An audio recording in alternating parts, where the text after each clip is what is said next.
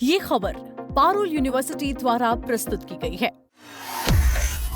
एक वक्त पर जिसके गानों की धुन पर पूरी हरियाणवी म्यूजिक इंडस्ट्री थिरकती थी, आज उसी के नाम से पुलिस और जनता में खौफ फैला हुआ है। बादशाह और राहुल, फाजिलपुरिया जैसे बड़े कलाकारों के साथ सुपरहिट गाने देने वाला ये शख्स आज देश छोड़कर भाग चुका है। गुरुग्राम में हुए एक भयंकर पुलिस एनकाउंटर में 4 शूटरों के मारे जाने के बाद इस पूर्व म्यूजिक प्रोड्यूसर का नाम फिर से गूंज रहा है। रंगदारी और कॉन्ट्रैक्ट किलिंग का साम्राज्य विदेशों से चलाने वाले इस खतरनाक गैंगस्टर के नेटवर्क को पुलिस ने पूरी तरह हिलाकर रख दिया है। नमस्कार, मेरा नाम है अंशुल शर्मा और आप देख रहे हैं दैनिक जागरण। आज हम बात कर रहे हैं एक ऐसे शख्स की जिसकी जिंदगी किसी फिल्मी कहानी से कम नहीं है।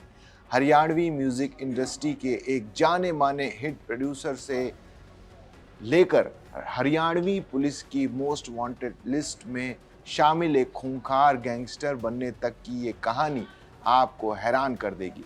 हाल ही में गुरुग्राम में पुलिस के साथ हुई एक बड़ी मुठभेड़ के बाद इस पूरे गिरोह का सच एक बार फिर दुनिया के सामने आ चुका है। आइए जानते हैं कि कैसे एक सफल कलाकार अपराध की इस दलदल में पूरी तरह धंस गया।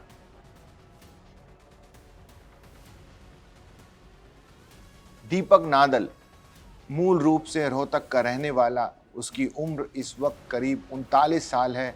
साल 2010 के शुरुआती दौर में वो हरियाणवी म्यूजिक इंडस्ट्री का एक बेहद जाना माना और प्रतिष्ठित चेहरा बन जाता है। उसने मिक्स बीट्स नाम का अपना खुद का म्यूजिक लेवल भी शुरू किया। इसी म्यूजिक लेवल के जरिए दीपक नादल ने फिल्म और संगीत की दुनिया के बहुत बड़े कलाकारों जैसे बादशाह और राहुल फाजिलपुरिया के साथ मिलकर काम भी किया।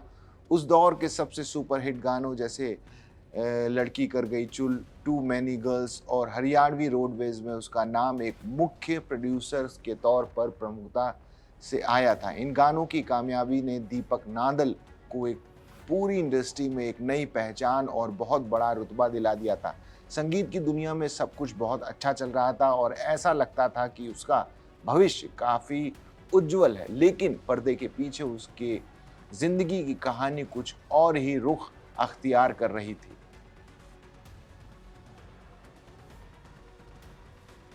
पुलिस की आधिकारिक रिकॉर्ड के मुताबिक दीपक नादल पर पहला आपराधिक मामला साल 2009 में दर्ज किया गया था। ये मामला गुरुग्राम के सदर बाजार में हत्या के प्रयास यानी अटेम्प्ट टू मर्डर का था। हालांकि बाद में कोर्ट की कार्रवाई के दौरान वो इस पूरे केस से पूरी तरह बरी हो गया था, लेकिन इसी समय के दौरान उसकी नज़दीकियां समाज के कई बड़े संगठित आपराधिक गिरोह के साथ बहुत ज़्यादा बढ़ने लगी थी। धीरे धीरे वो संगीत के काम से पूरी तरह दूर होता चला गया और रंगदारी वसूलने और अवैध हथियार रखने और ख़तरनाक गैंगवॉर की दुनिया में पूरी तरह से उतर गया। जैसे जैसे उस पर कानूनी मुकदमों की संख्या बढ़ने लगी, दीपक नादल देश छोड़कर चुपचाप बाहर भाग गया। विभिन्न जांच एजेंसियों के मुताबिक वो भारत से भागकर सबसे पहले दुबई गया और फिर उसने यूके में अपना नया ठिकाना बना लिया।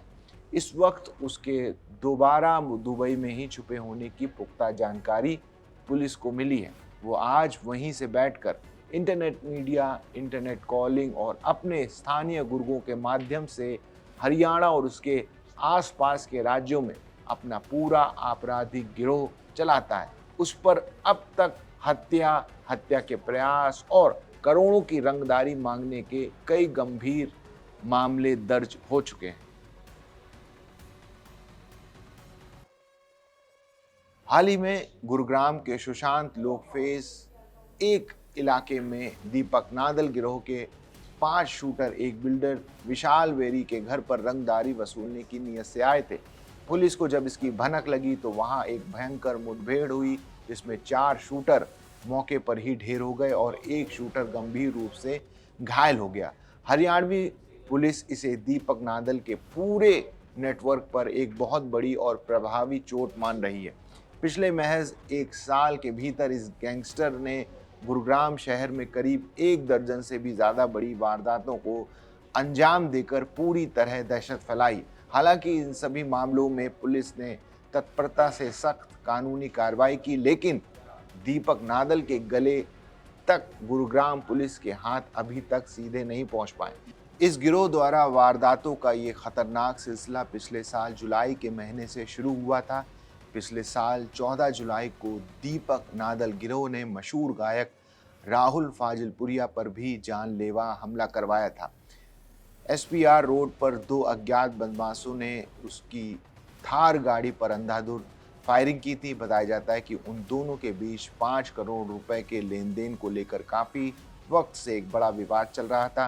दीपक नादल लगातार फाजिलपुरिया पर ये 5 करोड़ रुपए देने का भारी दबाव बना रहा था। इसी पैसे के विवाद में ठीक 20 दिन बाद ही फाजिलपुरिया के फाइनेंसर रोहित शौकीन की भी गोली मारकर बेरहमी से हत्या कर दी गई थी। ये पूरी घटना भी एसपीआर रोड पर ही हुई थी। इसके बाद गुरुग्राम के सेक्टर 45 में एक नामी बिल्डर के घर पर भी ताबड़तोड़ फायरिंग कराई गई थी, जिसमें भी इसी नादल गिरोह का नाम खुलकर सामने आया था। अभी इसी साल 2 मई को भी सेक्टर 40 थाना क्षेत्र के कन्हई गांव में बाइक सवार बदमाशों ने गायक राहुल फाजिलपुरिया के एक ऑर्गेनाइजर के घर के बाहर अंधाधुंध फायरिंग की थी, जिसे दीपक नादल गिरोह ने ही अंजाम दिलवाया था। इस 4 राउंड की फायरिंग में 2 गोलियां घर के बाहर सुरक्षा में तैनात एक पुलिस सिपाही को भी लगी थी। हालांकि इस मामले में भी गुरुग्राम पुलिस ने तत्परता दिखाते हुए एक मुठभेड़ में एक अपराधी को ढेर किया था।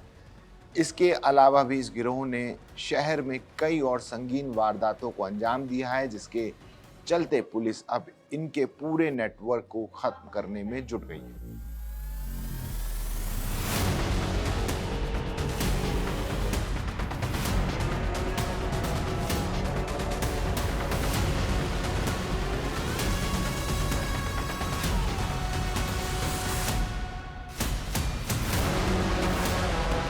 तो ये थी दीपक नादल की कहानी, जो कभी सुरों से खेलता था और आज बारूद से खेल रहा है। गुरुग्राम पुलिस ने उसके 4 शूटरों को ढेर करके ये साफ संदेश दे दिया है कि कानून के हाथ बहुत लंबे होते हैं, चाहे कोई विदेश में ही क्यों ना बैठा हो। इस पूरे मामले पर आपकी क्या राय है, हमें कमेंट सेक्शन में ज़रूर बताइएगा। बाकी देश दुनिया की तमाम बड़ी खबरों के लिए देखते रहिए दैनिक जागरण।